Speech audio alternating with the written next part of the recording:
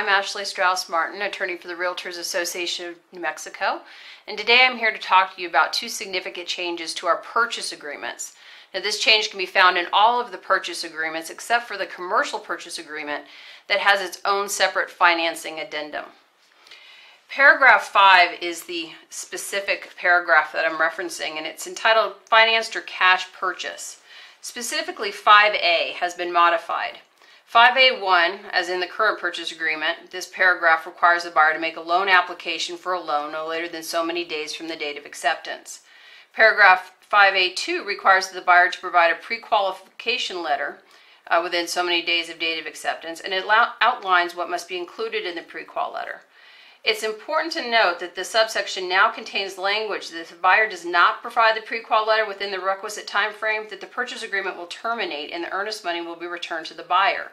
If the parties agree that the buyer will have additional time to provide a letter, the party should sign an amendment to the purchase agreement to keep the contract from automatically terminating. Paragraph 5A3 sets forth another new provision.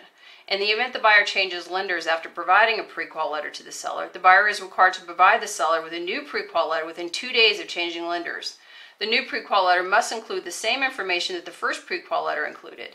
In the event the buyer fails to provide the seller with a new pre-qual letter within 2 days, the seller has the option of terminating the contract. If the seller elects to terminate, the earnest money will be returned to the buyer. Paragraph 5A4 addresses changes in loan conditions or the loan program that adversely affect the seller that occur after the buyer has provided a pre-qual letter. Under this paragraph, the buyer must notify the seller within 2 days of learning of such a change and include a copy of the lender requirement with the notification. The seller then has the option of accepting the change or of terminating the contract. The seller is given 3 days to notify the buyer of his decision.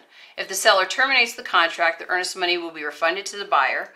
If the seller fails to notify the buyer of his decision within the 3 days, then the seller is deemed to have approved of the change.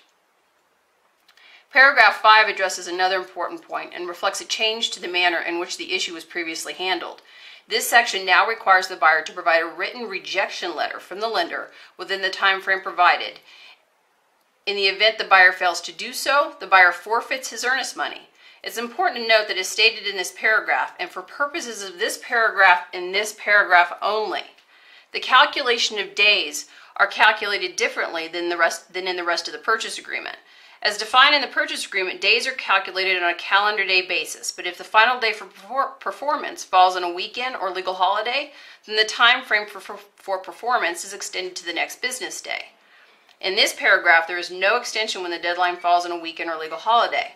So, for example, if the parties agree that the buyer must provide a written rejection letter from the lender by 11:59 p.m. on the day before closing in order to receive an earnest money refund, and the day before closing is a Sunday, then the deadline for providing that letter is not extended to Monday, the next business day. The deadline for providing that letter is Sunday at 11:59 p.m.